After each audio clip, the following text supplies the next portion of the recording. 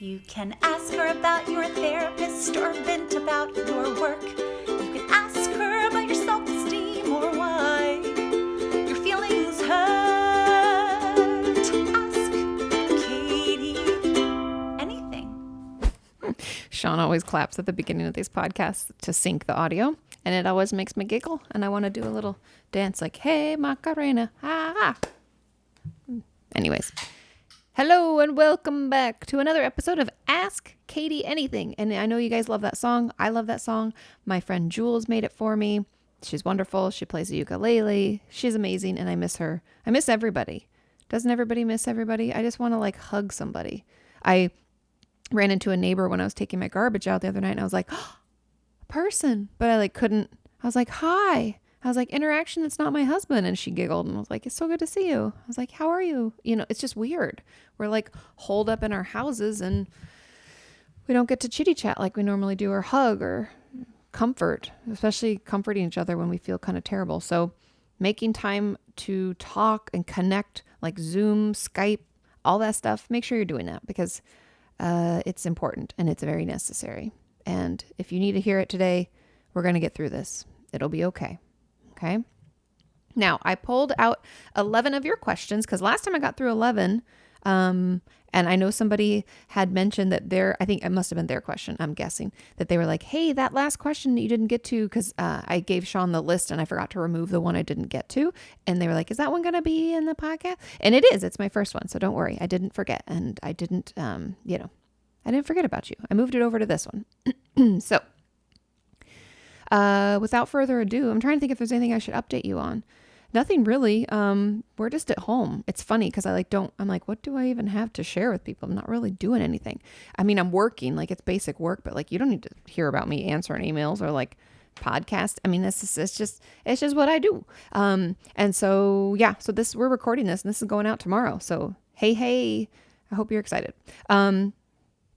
And in exciting news, Sean and I just got the green light on our new channel. It's kind of fun, I'm not going to lie, to create a whole new YouTube channel for the podcast because you guys, it's been 8 years and 3 months or 4 months since we created the Katie Morton channel. So I'm like, wow, it's so different on the back end now. And I forget what it was like, and it's kind of fun to do it again. And we just got the A-OK to turn on monetization.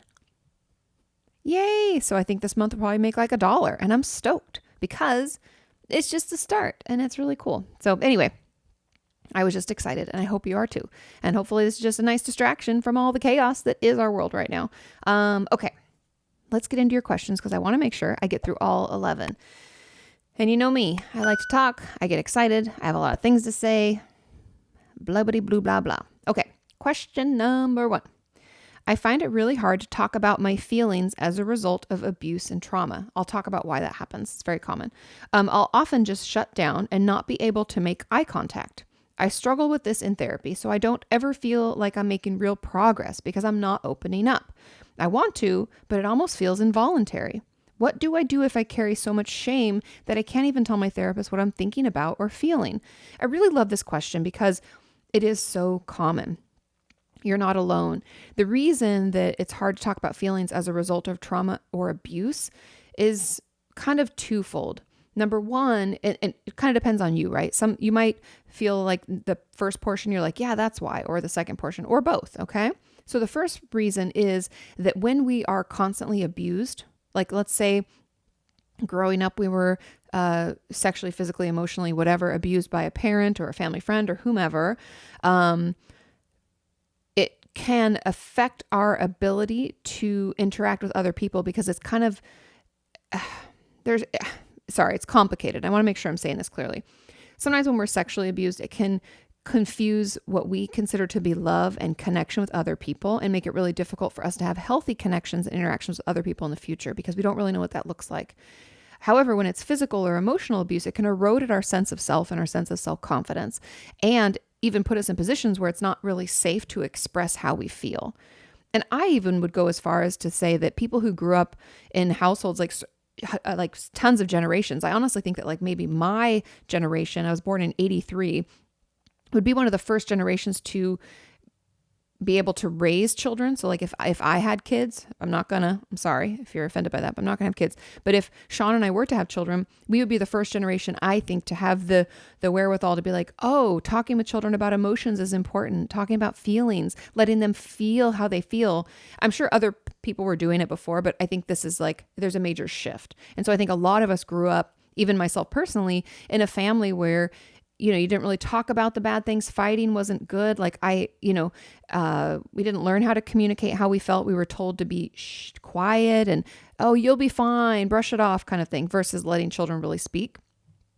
I say all of that. I know I'm getting all over the place, but that is part of the reason why we struggle to communicate our feelings. It can come from a lot of different avenues in life, but abuse specifically tells us that we aren't important, that we aren't lovable, and it can make us question our own feelings and thoughts about it. Because if you don't know, emotional abuse can look like gaslighting, where we tell someone that like, oh, you didn't remember that correctly, or like, that's not how that happened. And it can really erode our own like ability to trust ourselves. And so all of that to say that trauma and abuse can erode away at our confidence, because you're talking about shame here. And I really think that for this person, that's most likely where it's coming from, is that, we have had all these instances in our life that eroded our ability to feel like we can trust ourselves and it's okay to communicate who we are and what we are, and we feel bad about ourselves. Therefore, how can we identify feelings? Because we're like, oh, I don't deserve to have feelings, or I don't deserve to take up space. I shouldn't be here. And so that's kind of why it's happening. Okay. And I want to talk a little bit about like, the shutting down and not able to make eye contact. That's a definite trauma response. I see that in a lot of my patients who, when you've gone through a trauma, it can be so overwhelming that we dissociate. And dissociation is when our brain kind of pulls the ripcord. It's like, this is too emotionally overwhelming and taxing for me. I need to fly away. And then it can feel like we're like watching ourselves, or like out of body experience, or like out of environment. Like we're kind of like above, like watching this whole thing play out. So there's a lot of different ways that we can experience dissociation, but I would assume that that's kind of why you feel shut down. A lot of people use that term shut down and unable to make eye contact. And I think that really is a representation of dissociation. That's just my guess, right? And I'm just basing it off of this question and what I'm kind of extrapolating from it. And so the fact that it feels involuntary is very normal, and it's okay. And so what do we do? That's the question. What do I do if I carry so much shame I can't even tell my therapist what I'm thinking about or feeling? Two things. I have two kind of chunks of advice for this. The first is notice how you're talking to yourself. Notice the conversation. Are we replaying or restating those like shitty comments? Are we saying, I'm unlovable, I've done something wrong, I'm always wrong, I don't deserve to take up space, I shouldn't be here? What are we telling ourselves? Pay attention, because that conversation is continuing down this path. It's causing this to still happen, because my guess would be that you're not in an abusive or traumatizing situation right now.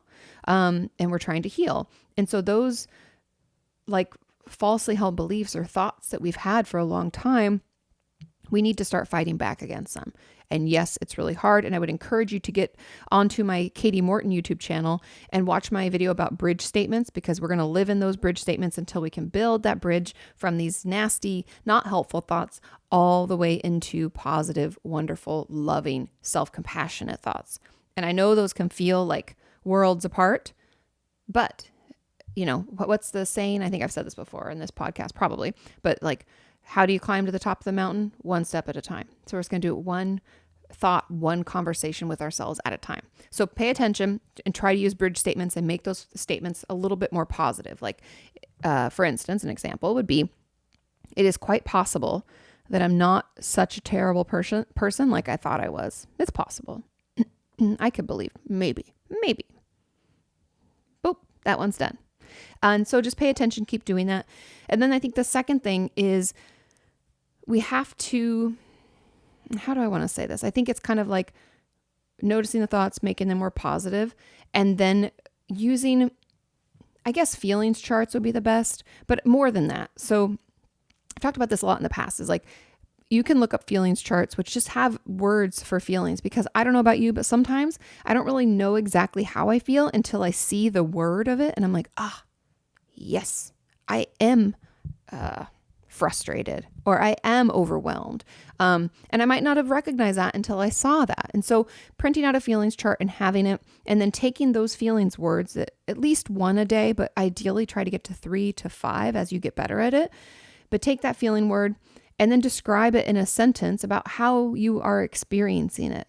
So for instance, I feel overwhelmed, which is true. The world is like, it's just a crazy time right now. And a lot of the times I feel super anxious and overwhelmed. So I feel overwhelmed, which for me is experienced in being tired earlier than usual and then not being able to sleep and wanting to stop before I start because I'm like, oh, this is just too much. So that's how I feel it. But that doesn't mean that that's how you're going to feel it. But you can use those feelings words and try to put some experience to it, like how you experience that feeling, and we'll get better and more comfortable with it.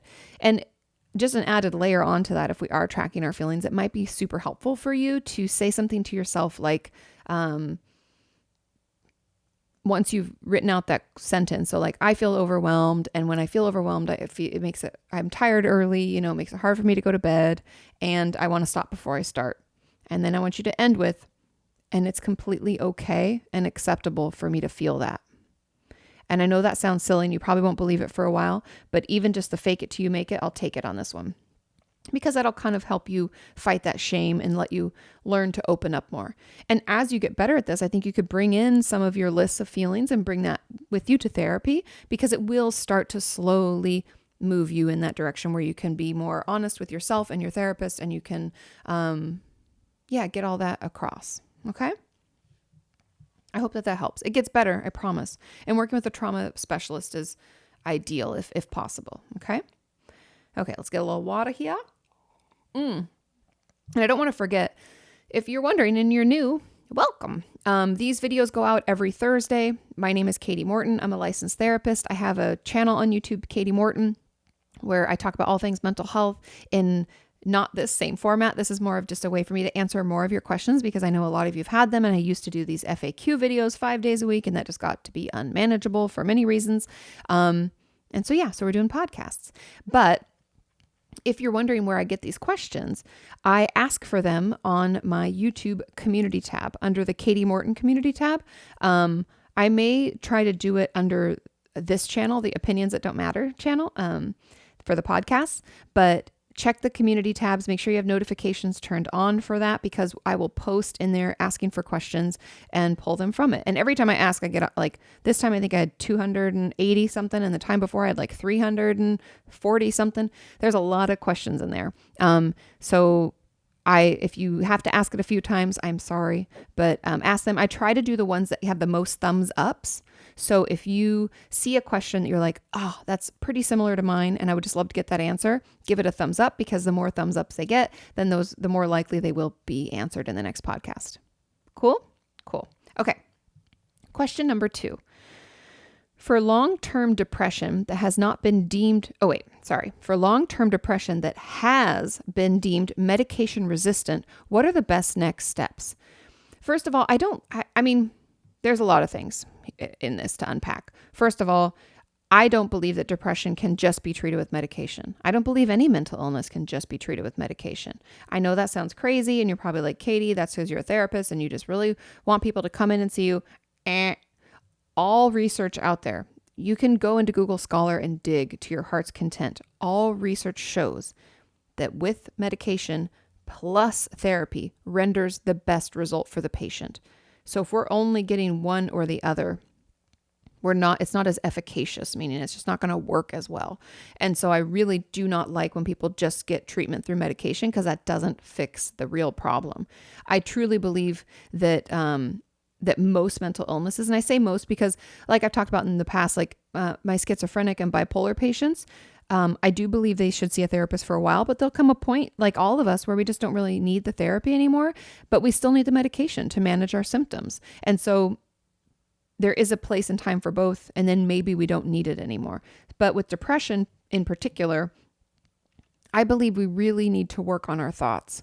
And I know it's really fucking hard, and I know you hate it. And it's so easy to live in that negative land. I've talked about this recently, especially with the COVID-19 stuff.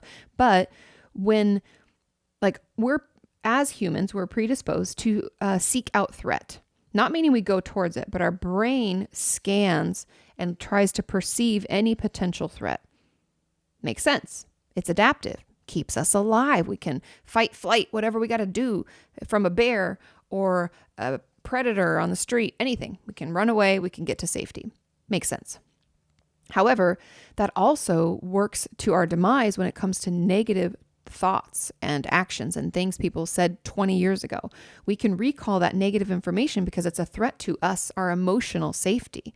And so it's so easy to ruminate on it. And that's where depression comes in, is once we get caught in that negative, hopeless, helpless place, we don't enjoy things anymore. We feel super tired all day and we can't sleep at night. We're not hungry, or we're eating too much or drinking. There's a lot of symptoms that can come along with it. And I really think that in order to beat depression and be treated fully, we need to be in therapy because we need to work on those thoughts and we need to challenge them and turn them into more positive things, using those bridge statements, kind of going back to my last answer, because I think bridge statements are really a great place for a lot of us to start, because I'm not going to pretend that I can say, oh, Katie, you're so lovable and amazing. I don't believe that shit. That's too far away from where I'm at now. So I need to build a bridge from where I'm at to where I want to be. So I think I just want to get that off, because I think CBT is really beneficial for depression. Basic talk therapy of any kind. DBT also helps. See somebody, okay? But then when they say it's deemed medication resistant, next steps, see a therapist. Also, I'm always suspicious, and this is just me. I'm always suspicious when I see something in someone's chart that says they've tried all these medications. I had a patient, sorry, my nose really itches. I had a patient 2 years ago now, 3 years ago. I'm not sure. A while ago. Time is an illusion, right? But a while ago, who came in and she had been on, 20 different medications. She tried them all, from sleep aids to antipsychotics, added on to her antidepressant, a slew of antidepressants, and some anti-anxiety meds, some benzos. She tried everything and nothing had worked. And I'm always very curious. And as a therapist, my next step is I call whoever their psychiatrist or doctor is that has prescribed this medication. And I try to schedule a time with them, because if you guys don't know, they never pick up. If I have to call usually their assistant and be like, hey, at the end of the day, can they set aside 15 minutes for me? Because I need to go over this chart. Obviously, I've already had my patient sign a release. We don't need to get into all of that, but that's like legal, ethically, we have to do that. So do that. Make a call. And then I try to talk to them to ask how long they gave these how long were the trials of these medications? Because if you guys don't know, a lot of SSRIs and SNRIs, otherwise known as antidepressants, can take weeks to take effect.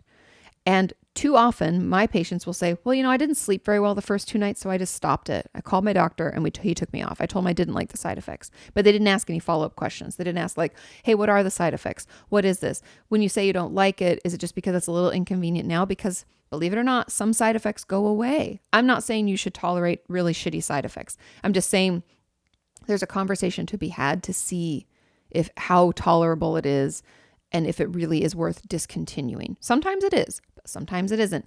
And so that my patient in particular had been on a slew of medications in 1 year. And I was like, that doesn't make any sense, because if we're going to give something a real trial, I believe it needs to be at least 2 months. And I'm not a doctor, but I'm just saying that I would talk with their psychiatrist. I'd try to understand, because a lot of depression is medication resistant because we really need to work on our thoughts. But we should be able to find something. There's so much out there. We should be able to find something that brings us up, puts our head above water, right? I talk about medication like a safety raft. We might not need it all the time, but we need it when we're drowning in the symptoms. And so I would talk to your psychiatrist and talk about it and see how long you're on those medications. I'd go, do your own research into your own, ask for your files. I don't think everybody should have all their file information, because you don't really need all that, but I would just ask them for a medication rundown, like what you've been on for when you started and when you stopped, so you can kind of see it, and do your own research that way, so you can kind of get an idea. But then I think another great tool out there right now is to do what, it's like a cheek swab, and it's a DNA test to find out what medications are more likely to work for you and why. And so I would I would do that. Most insurances cover it now. I think back in the day before insurance came on board, it was like $100 or $120. So if you have the money, even if your insurance doesn't cover it, I think it could be super beneficial. It's not 100%, but it's a way to kind of tell what could work and what could not work. And then we could kind of go from there. Because once they've deemed depression like, medication resistant, or I forget what they call it. There's a certain word. It's not just, treatment resistant depression, TRD. I had to think for a second, let my brain bubble it up. But when treating TRD, it's often 2 medications, an antidepressant and an atypical on top of it, but not always. Anyway, I'm getting into the weeds. What I really think you should do is see a therapist, pretty please, with sugar on top. I think seeing someone will really, really help change those thoughts. Also, look into the cheek swab, look into your medication history, and consider maybe a different trial, because what they'll try to do once we become TRD or medication resistant is they'll try to get us to sign up for ECT and other more intensive treatments. And ECT is kind of like the same way I look at 5150s. It's a last resort. For many people, it messes with their memory, their short-term memory. It's very barbaric in nature. It does have its benefits. I have one patient in my years who did ECT, and it changed her life. She was super suicidal, and there was nothing we could do to help her. She was in treatment. I saw her when I worked in the eating disorder treatment center, super suicidal over and over and over all the time, constantly on suicide watch. And then ECT, it fixed it.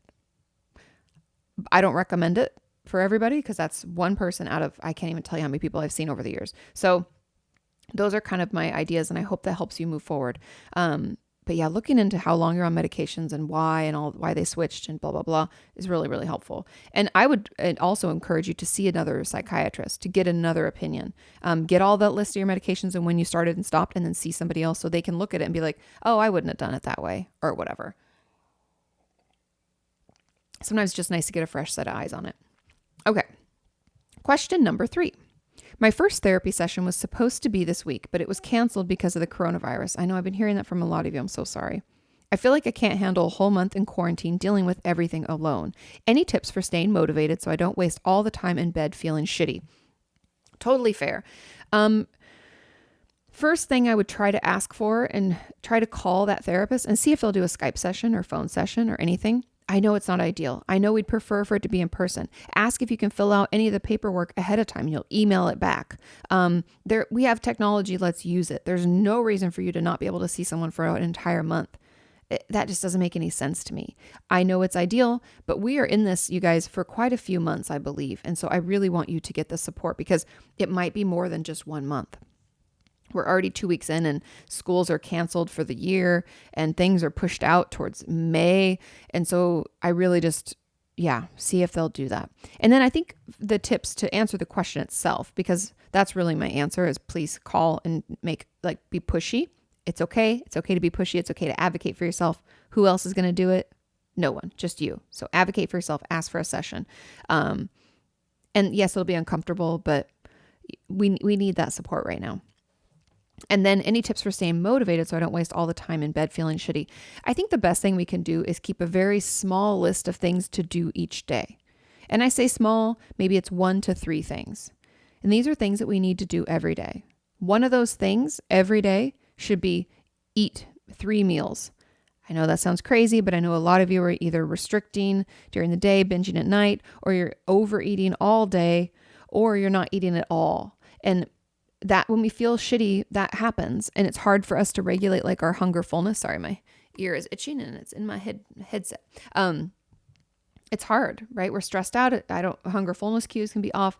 Set a schedule for the food and make sure that you're eating food and taking care, because that's part of that. I always talk on my channel about HALT in dialectical behavior therapy and DBT. We talk about HALT: hungry, angry, lonely, tired. The first is hungry. Make sure that we're eating properly, feeding ourselves so that we can do the things we need to do. Okay. So that'd be one of my things. Another thing I'd put on the list, at least twice a week, is shower. I say this all the time, but goddamn, a shower can change your life. Honest to God. We can feel so womp, womp, bleh. And then you shower and it's you're birthed anew. Even my grandma, just the other day, I was talking to my grandma because I'm checking in on her a lot because she's home alone and I don't like that. And I worry about her. She's healthy. She's happy. Don't worry. She said, it's a lot because she's 80. How old is my grandma? 83, I think 84. I think she'll be 84 this year. Anyway, she said, yesterday I had a really full day. And she goes, and it's kind of ridiculous. And I was like, what do you mean, Graham? Like a really full day? And she's like, I was exhausted. She goes, I took a shower, which she said improved her mood so much. She was like, I swear I felt like a whole new woman. She goes, and it took a lot of energy. I wanted to really wash my hair good. And I used this face scrub. She was doing her thing, got in a good shower, cleaned herself up. And then she stripped her bed, washed her sheets and put fresh sheets on. And she said, in a king bed, that's a lot for me. And she goes, I was tired after. She said she took it in like chunks. Like she put on the fitted sheet. Well, she stripped it, put it in the wash. That was one thing. Then she had some lunch. Then so it took her a while. And she said that even though she was exhausted, she felt so good. And getting into bed in a clean bed with a clean body, she said, I just felt so much better. And I just tell you that story because we feel so much better. Make some time to shower a couple times a week. I know every day isn't something that, maybe is attainable or something we all strive for, but I'd shoot for at least twice a week. That's a good goal. So put that on the list. And then also I think we should have one thing that we do for ourselves, not just basic, because I think of like eating and showering. Those are like taking care of basic needs. One extra. So do I want to try to read 2 pages out of a new book that I have started? Or do I want to color for 20 minutes? Or do I want to start that new TV show? Have something little that you can do just to keep you going. And if you're wanting more specific, because I'm not really sure if this person's wanting more like therapy specific things, you could just start waking up and telling yourself one thing you're grateful for. And then before you go to bed, do it again. That will help so much. And if you feel like journaling, you can do something like that. Or if you want to track your feelings, those are all things that you can do now to keep yourself feeling better. But I really think the motivation comes from just having a few things each day that we have to do. And you can set weekly goals too. Like I want to shower twice this week. I would like to do a load of laundry this week. I'd like to call 2 friends this week. Like we can set some relatively reasonable goals for ourselves. You all know your own limits and what you can do and not do. So I think that having those things will really just keep us in line. Okay. And I also, please push, again, I gotta say it, please push that therapist to give you Skype, phone, some kind of session. You shouldn't have to wait. Okay. Okay. More water and more questions. Okay. Question number 4. Any advice for students who are still learning virtually in the pandemic and how to stay focused day to day, reading, assignments, etc. Between the stress of the situation and distractions of living off campus, I'm finding it hard to find the motivation or energy to make it all the way through an assignment. I'm sure many other students are too. 100%. There was a meme that I shared on Instagram today, and it was so on point. It was about work, but school is work. It's the work when you're not in a career path yet. And it said something, let me pull it up, you guys. I'm sorry. I'm just going to do this because I really want to read it as it is. So I'm going to go in here. Here it is.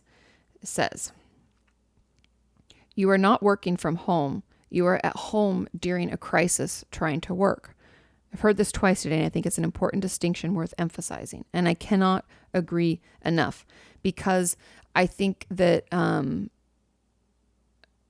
that we often feel like because we're at home, we should just be up to normal. Like I've had that thought myself too, where I just like shit on myself immediately. Like normally you could produce, a whole video in a week. You could do all your research and you could write it and you could be done with it. Why aren't you doing that? Why can't you do that? You're being so lazy. Why do you want to sleep in? Why do you want to watch TV by 4:00? Why are you so tired? And I can just shit talk myself right into an oblivion. The truth about it is, this isn't the same. We're not in the same emotional space. It feels very crazy. Our systems are overwhelmed all day long. So what I would encourage you to do to stay focused is to be more compassionate and lessen the amount of work that you expect yourself to do every day. I know you probably have deadlines and stuff. I'm pretty sure things are flexible, but I would just encourage you to look at the deadline and then spread it thinly across your days because we need to have flexibility in our schedules. And not to mention, like normally our brain can focus for 35 to 40 or 30 to 45 minutes at a time. I don't think that's the same. I think right now we're probably looking at like 15 to 20 just because of the sheer amount of stress that we're under. And so keep that in mind and break things up into like 15, 20 minute increments throughout your day and give yourself breaks. Make sure you're sleeping enough. Make sure you're doing the halt, like you're taking care, you're feeding yourself, you're getting enough rest, you're connecting with others. And then have also a hard stop. Like if you know you work better in the evening instead of the morning, then in the morning, do all your connections. Call that friend, talk to your parent if that's healthy for you.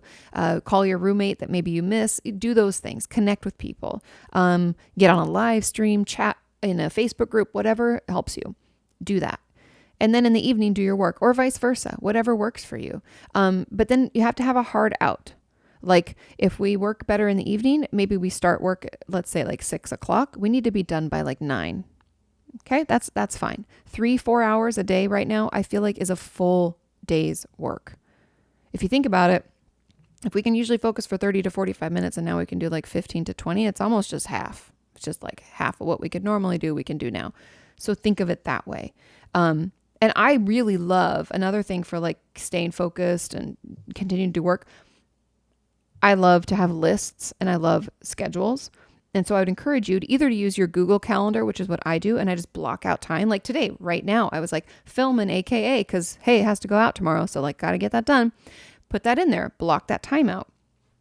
So set up a little schedule. If you like to do it by hand, you can make just like a grid and do like Monday through Friday and like what you need to do each day, and then set your weekly goals at the bottom and just put little boxes so you can check in those boxes.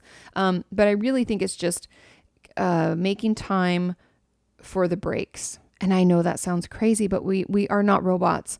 We're worried about people. We're worried about ourselves. Things are stressful. The news is overwhelming, and we're not able to do what we used to do. That's okay.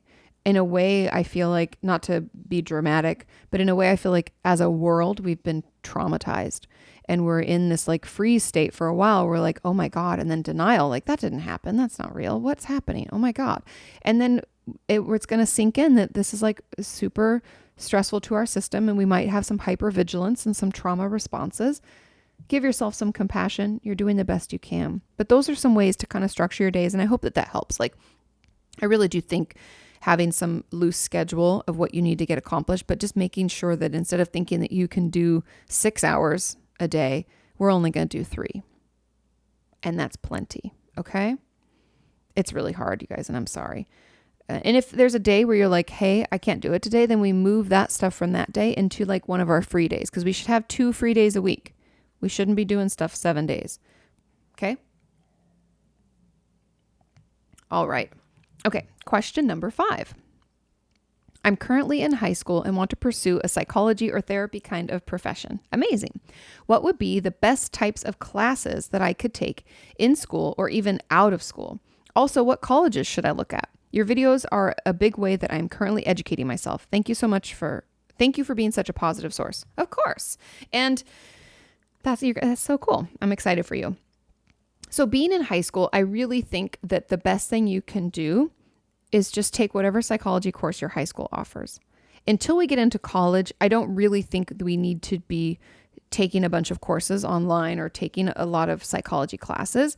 The buildup is important. And it's also really important for us to be open to other careers.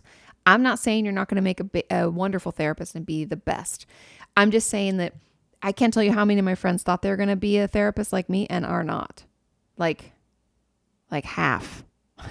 So be open to the idea that maybe there's other things. I want you to get a full-rounded, like well-rounded education.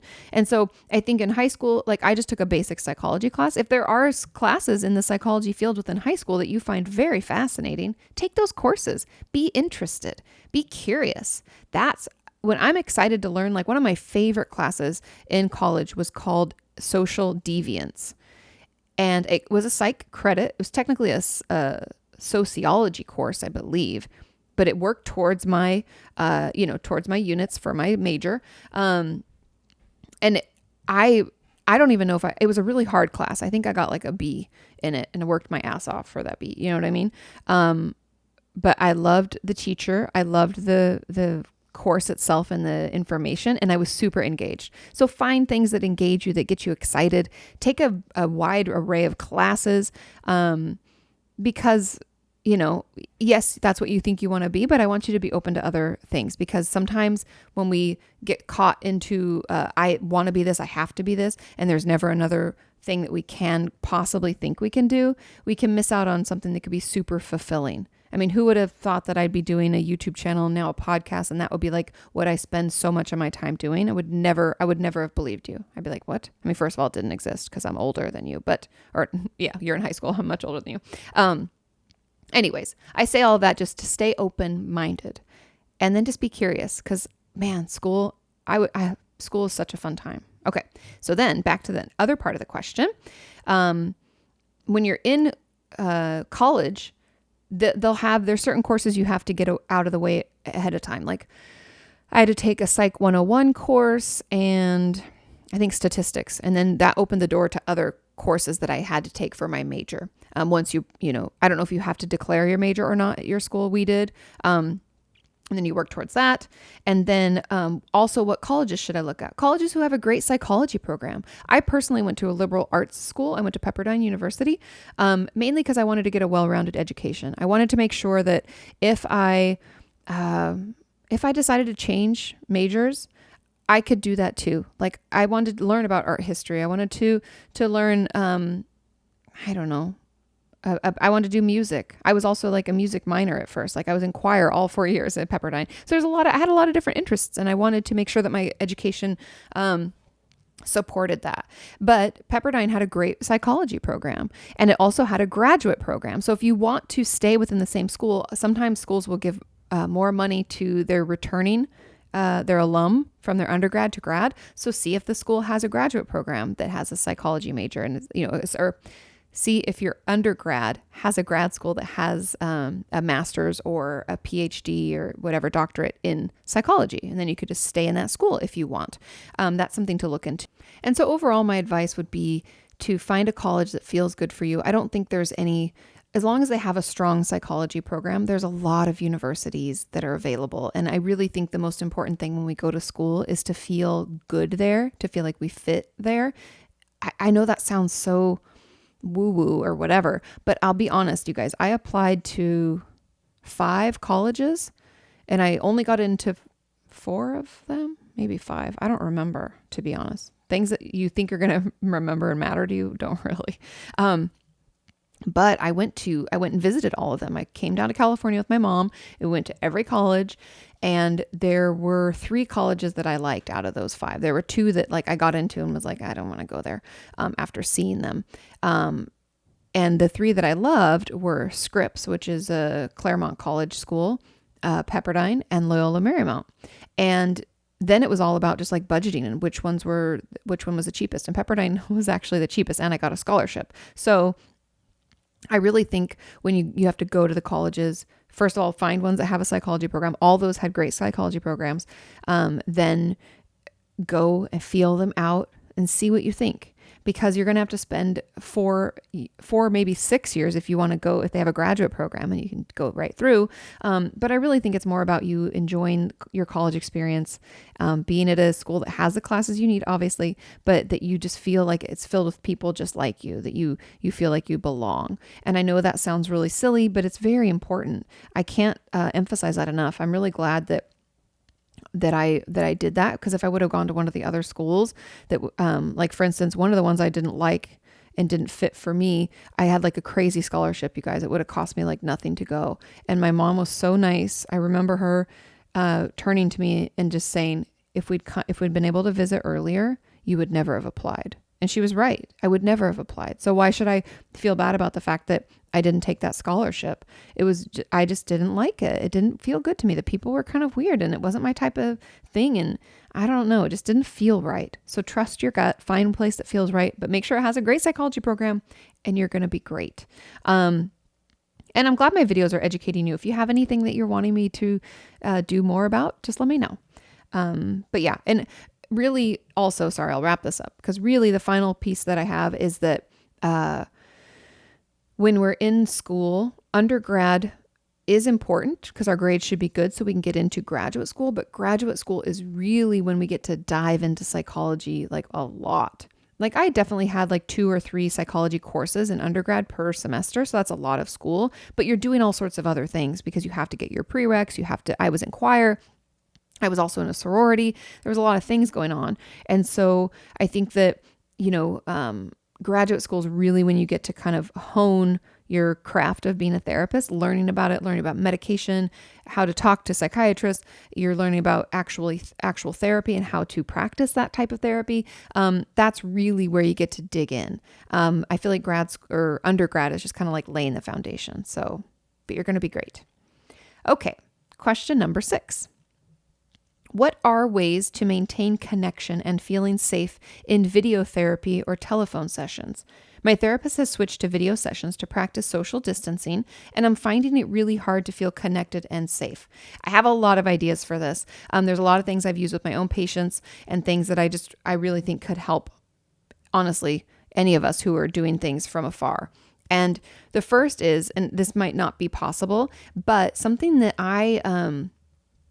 I've done with a few of my patients, especially my patients who struggle with attachment, is transitional objects. So like when they graduate from therapy or when they go into treatment and then they'll come out and see me later, I give them something to take with them, and something small. Sometimes I'll even have them bring something in and then I can like personalize it and then they can take it with them. For example, it could be a little trinket from my office. Like I have a lot of random stuff in my office, you guys, like everything from paintings to sculptures to... I also share it with another psychologist. So she has a bunch of things too. And like, I don't know, there's all sorts of goodies, all sorts of things that are mine, some that are hers. I've sent one of my patients to treatment with one of my paperweights. It's like it's got like flowers and colors swirled into it. It's really kind of cool looking. Anyway, I've done that. So transitional objects are things like that. If your therapist is open to it, maybe they'll send you something to your house. They can like ship it to you. And that can be your transitional object. That can help. I know that sounds weird, but sometimes it just helps to have a little piece of that with us. Then the next is we can set up a place where we always do the sessions. Just like we go to their office, we should have a place in our house where we always do the sessions. So maybe we sit in this certain seat on part of the couch, or maybe we need privacy. So we like shut ourselves into our closet or our room and we sit in this certain spot and we do the session there. Make sure that you have a certain space. Create that space. Make that space feel safe, secure, and like a holding environment for you so that you feel safe to talk about what you need to talk about. Okay. And then another thing that we can do is you can have like routine or rituals around it. So if normally, like for instance, when I go to see my therapist because she's down closer to the water, there's this coffee shop and donut shop like nearby. And so most of the time I'll go grab a coffee and then I'll bring that with me. Or if I need a snack, I'll get, a donut or some kind of sandwich or something. And then I eat that kind of while I'm waiting in the waiting room. I have my coffee and I bring it in, and I also bring a water bottle. I know I bring a lot of shit. It's just me. That's how I do it. So find some things. So maybe that means if you're at home, maybe you have a granola bar because you always had a granola bar for it, and you make a coffee, or you bring your water, or you have certain things you do. Maybe because it's a different space and we're at home and maybe the timing's off, maybe coffee's not appropriate. Maybe instead we wash our face, we change our clothes, and we get ready for therapy. Whatever it is, do some things that start to help you get in the zone for it. Like in the same way we would normally go into session, we have these certain rituals or routines leading up to our phone sessions or Skype sessions or whatever, so that they feel just as safe and beneficial. And I know it's really hard, but I think if she can send you something, that'd be great, especially because you said maintaining connection. That's really helped a lot of my patients, is just having those little things. And trust me, every therapist has a lot of those little trinkets. Even one of my professors in school, she's actually the one that I share an office with now. She gave us all, when we finished the course, she talked about transitional objects. And then when we finished her course, I don't know if it was when we graduated or it was the semester before, but she gave us all transitional objects, and I still have mine. It's a little black plastic horse, and he sits on my desk at home. And every time I see it, I think of her and I remember that class. And so even as therapists, if a therapist is listening, you could just buy a bunch of little things like that, like little plastic toys that are normally for kids, kind of like G.I. Joe size. That's how big my little horse is. And those are things that you can send out to patients as transitional objects. I think it's nice for us to have something to take with us.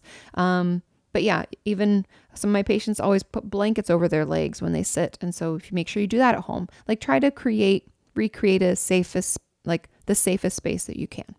Okay. Question number 7. Wow, we're flying through these, I feel like. What time is it? Okay. It says, I would love to hear what self-care looks like for you as a therapist, how you keep work life at work, and what do you do to decompress, or how do you know it's time to see your own therapist, what energizes you, etc. It varies a lot. The thing that is interesting about being a therapist is I truly feel like some of us are, for lack of sounding like woo-woo, kind of like called to do it. Like I think I'm made to be a therapist or something like this, because I rarely, like on the rarest of occasion, will bring work home from my office. I do not have a tough time with the boundaries between it. And I know a lot of people are like, how do you not, because this is my most common question I get whenever I'm out at a party and someone learns I'm a therapist, how do you not get so bogged down and depressed with everyone's issues? And I'm like, I just don't. I mean, even my view, even the way they said that, I would never say it that way. The way that I think about it is, isn't it awesome that they had the wherewithal and the chutzpah, or whatever you want to call it, to reach out for help and to fit it into their budget and to make time to come see me and then do the work. Like, how fucking awesome is that? Woo, that's amazing. And so I always think of it in that way. Like, I don't feel bad for my patients. Yeah, shitty stuff has happened and I've heard some really horrific stories, and I always think, oh man, I wish that hadn't happened to you. That's terrible. But they're getting help, and that's amazing. And I get to help empower people. And so I've always thought about it that way. Like, I don't get bogged down with their people's quote unquote depressive stories. I think it's great that they're coming to see me and that they're getting help and assistance. That's all, period. And so then when it comes to like school and school, sorry, it's because I was just talking about college a minute ago. Between work and life, I don't bring like any of my work home. I do read certain things and like research for patients, which I guess you could say is like maybe breaching that boundary a little, but that's just that I enjoy it and I want to do my best for them. And so I think healthy boundaries are important. That's my number one, is like, I have my journal club. We call it journal club. It's really just like peers getting together to talk about cases. I have that every month, and that really helps me like compartmentalize. I also have like other friends in the space that I can call for consultation when I'm struggling. And so I do all of that. I have a lot of support, a lot of people around me that I can talk to about what I do, in a very ethical and legal manner. And so that's really important to my self-care. And then also, I mean, right now we're kind of in isolation, which sucks, but my social life is very important to me. I don't have a lot of friends. I have a few very close friends, and that's really important to me. And so I make time to talk with them. I make time to connect. I text with them. I call them. I go see them. When we weren't on isolation, I go get lunch. I make time for lunches in the weekdays, got to get out of my house. I'm going to go have coffee with so-and-so. We're going to go walking, or I'm going to go grab, and so I make sure that I make time for that, because that's really important. I call my mom almost every day. She's a huge source of support for me. I also do yoga. I make sure to take care of my physical body, so that I feel good. This sounds silly because I do not believe, and not that I'm weighing in on anyone else's life, because this is not what this is, but Casey Neistat goes running every morning. Right. And I think it's a little extreme. It's a little unhealthy in my mind. I don't know him that well, so that's not even fair. But I remember he and I were emailing back and forth. This is like years ago, talking about a potential project. And he had said like, oh, I can't talk during those hours. That's when I go running, and that's non-negotiable. And I was like, huh. And after he said, because I would struggle to say that, like, oh, that's when I would normally go to yoga, and that's non-negotiable. But then he said in the email, he was like, I don't negotiate on things that help me be me. And if I don't run, I'm not my best self. And I was like, I don't think he realized what impact that had on me, but I was like, wow, like I don't need to feel bad, because I had this guilt about self-care. I don't know if anybody feels this way, but for me, self-care isn't like spending a lot of money. It's usually just like time to myself. And I would feel guilty. I'd be like, oh, I should be working. I should be researching more. People are creating so much more stuff than me. I'm just not keeping up. Negative self-talk. And when I got that email from him, I was like, amen. Hell to the yeah. I'm not going to feel bad about it. I'm going to take the breaks when I need to. It's non-negotiable. It was awesome. So I do a whole bunch of different things. I also will sometimes, like when I have to work on a weekend, which doesn't happen all the time, but with this COVID-19, my schedule's all over the place, you guys. And so sometimes I'll just tell Sean, I'm like, don't wake me up if you get up early. I'm just going to sleep till my body wakes me. I'm not going to do anything today. I'm going to do whatever I want. Some of it is work. Like sometimes I do get energized by working on a video. Like right now I'm working on a video about dealing with isolation because hello. And I'm finding it very interesting and helpful for me. But I take days off when I'm not on. I don't need to do anything. Why? And so I think a lot of it's just balance. It's a lot of balance. It's always in flux. I'm always finding new ways to take care of myself. I used to, when we weren't isolated, I used to try to get massages every so often, get my nails done. Those are things that do cost money, but that was kind of part of my self-care. It's this holistic approach, right? I eat well. I'm not on a diet. Don't ever think that eat well means anything like that. It means eat when I'm hungry, stop when I'm full. I'm very intuitive. So I'd eat well. I make sure I get at least 8 hours of sleep every night. Usually 9 is what I strive for because I operate best that way. I have a lot of social support because that's just how I am. And I also, am very strict on boundaries around work and life. And I make sure I get at least 2 days off a week. And I am working on letting go of the guilt with taking breaks. I know that sounds silly, but that's just me. That's me being honest. So yeah, it just changes. And what energizes me, that's kind of the last part of it. Oh, and how do I know it's time to see my own therapist? When I want to cry all the time. Like even right now, I was like, maybe I should try to do a phone session or something because it's been so stressful. And I was doing fine before this, but then this just, for me, it's when I'm tearful or irritable a lot. And technically right now, I'm not like quite there, but I know myself that like, it's probably best if I just nip it in the bud now. So that's how I know. And then also what energizes me, there's quite a few things. I love mindlessly walking. I like to go on walks. I'm not doing it now because I live in a pretty, it's a pretty tightly packed place. We have a lot. It's like I know people aren't out, but I don't want to put anyone else in danger or, put myself in danger. I don't have to walk right now, but I usually just like to aimlessly wander into stores. It's not a walk for exercise. It's a walk for mental health, like just to relax my brain. I love that. I love true connection with my friends. When I'm not watching the clock. I don't feel like, I got to get back into something when I have time. So I make time for people. And then also, reading and watching other creatives. I know this sounds weird, but it doesn't have to be someone in the therapy realm. Like I love Brené Brown and I love her books. And I'm reading one right now. However, I enjoy watching, like my friend Caleb does the Fitness Marshal, and I love watching his videos of him working out and also his vlogs of him and his life. And he has a new podcast with Haley, who's one of his backup booties. It's called Coffee with My Ex. I just love engaging with other people's content because as a creator, I find it super like a breath in. I love going to, to live music shows. I love I haven't done this in a while, but I used to love to go to, what would you even call them? It's like, gallery openings, but it'd be like, it's not really the gallery's opening. It's more just like they had an artist in there and you'd go and like see the works and get to talk to the artist. I used to love that stuff. And I think part of it is like, because I'm creating things, I like to be connected with other people creating things. It doesn't have to be just a therapist or I don't mean that to like put that down. I mean, it doesn't have to be just what I do. It can be any way of creating. And I find that to be super energizing. So I'm rambling, but that's just some of the ways that I take care of myself and some of the things that really energize and fill me up. Okay, question number 8. Do you think it's possible to get better on your own without any professional help whatsoever? Sorry, I'm getting a drink. I don't even know if I have a mental illness because I've never reached out for help because I strongly believe my problems are my problems and I should be able to sort them out on my own without having to bother anyone else.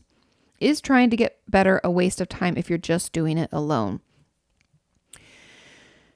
I mean, we can work on ourselves. I don't want to like just push that off and be like, no, you can't do it on your own, because we can better ourselves. Like I've been in therapy off and on forever. And so I'm acutely aware of my own shit.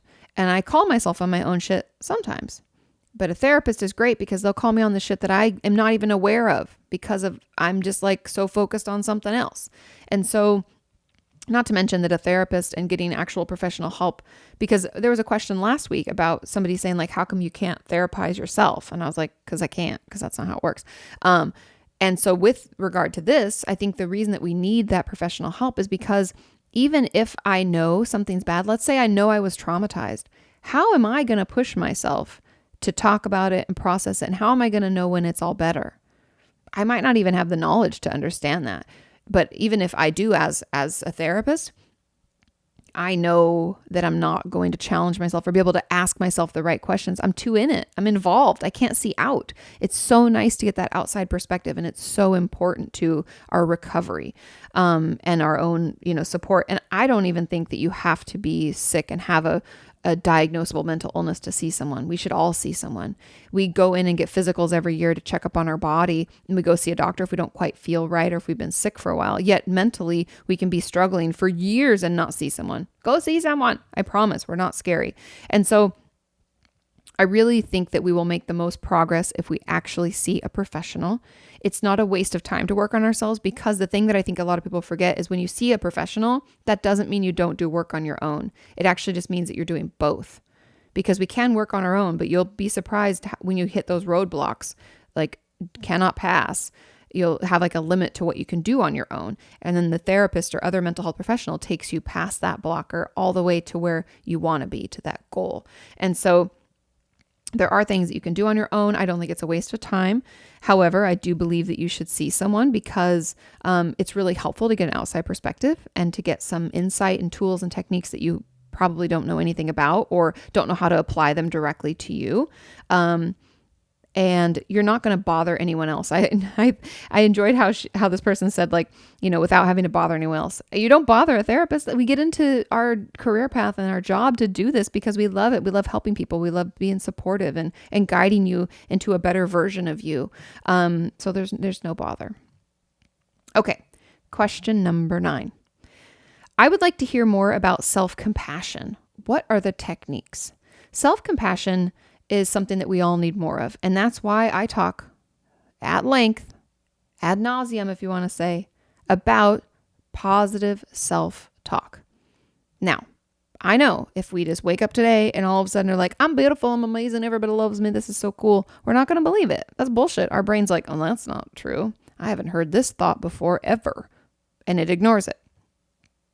So we have to track those negative ones. Pay attention. What are you saying to yourself? What are you allowing your brain to say and absorbing it as fact? What are those things? Write down, 5, because I know we have like hundreds. So let's like 5, 10 at the most. And then I want you to start watch my video on bridge statements, because I want you to bridge that nasty, shitty, unhealthy, unhelpful thought, bridge over into a more positive one. And remember, bridge statements are things like possibly, maybe, it could be, I could maybe be wrong. This is possible. We have to live in that in between, that gray area. It's not good or bad, all or nothing. We're kind of in the maybe, I'd be open to it. It is possible that I could be like 2% wrong about that. I'm not really sure, but maybe. We have to live in that. That's where the healing begins. That's where we start bridging from these negative, worthless, I'm a loser, nobody loves me, all those nasty, shitty thoughts. We start moving our way over into, I am lovable, I am worthy, and I am strong, or whatever the positive against the negative would be. And so I really think that that's where self-compassion is born. And also a great check-in while we're doing that work, because that's like a new muscle, right? We're building a new muscle. We're trying it out. It's really hard. I think the way to check in regularly is when you have those thoughts and you write them down, just think, would I say that to someone else? What if somebody walked up to me, a stranger, and said that to my face? How would I feel about that? Why am I allowing myself to talk to me that way? And so just checking in with that can give you kind of like that slap in the face that we sometimes need to notice when we're talking really unhealthfully to ourselves. Okay? Yeah, and it takes time, but the positive self-talk is a great technique. Tracking those thoughts in general and checking in. Would you say that to someone? If someone walked up to you and said it, would you tolerate that? And then the last little tip or technique that I'll offer is like checking the facts. You know how I said like we believe all these thoughts to be true without any evidence to support it? We need to look for evidence that doesn't support it. Or just like, even just with checking the facts, like if the thought is I'm unlovable, I would look out and be like, well, my mom says she loves me and I talk to her every day and she's very kind and I believe her. Sean says he loves me. He loves me so much he married me. We've been together 11 years or something. Wow, it'll be 12 years, you guys, this June. Anyway, so we've been married for 6. It'll be 7 this July. Those are things that I have. I have a really, my close friend Jo, she's super sweet and I know she loves me and she's told me, I believe her. I'm looking for facts. I'm looking for evidence. And you know what? It supports the fact that I am lovable, not unlovable. So do those things. Give yourself time. It's a process, not perfection. I feel like I haven't said that in a while, but it's the truth. It's a process, not perfection. We have to move one little step at a time. If we slip back into those old unhealthy thoughts, not all is lost. Don't think you're back at square one because you're not. Use the tools that got you to where you were and you'll be right back on your feet. But yeah, it's a new muscle. We got to work it. Okay. Question number 10. I'm wondering about how to prepare and deal with video call sessions with my therapist. I got a lot of questions like these, you guys. It makes me so anxious. Like in real life, I have the tendency to get scared and not say what's on my mind. What if the calling makes me even more afraid because I get so overwhelmed? Kind of back to what my previous answer was, I really think it's important for those of us who are out of our routine to create routines at home and rituals around these sessions. Like I said, we need to, if it's like we wash our face and change our clothes and go to therapy, I'm using air quotes if you're just listening, go to therapy.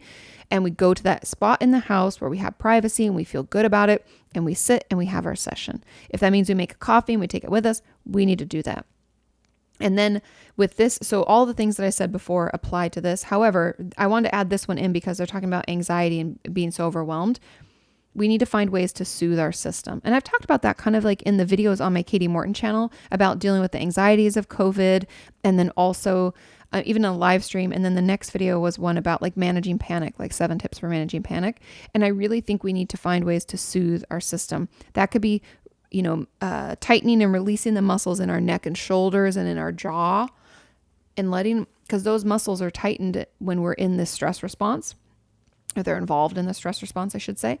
And so we need to take time to relax them. We need to do those things that help calm us down leading up to that session. If the session's causing us a lot of anxiety, maybe we have to do our 4x4 breathing. We do some of our yoga stretches and then we go to therapy. So that ritual should include things that help calm your anxiety down. And my guess would be that the biggest and most helpful tip would be thought stopping.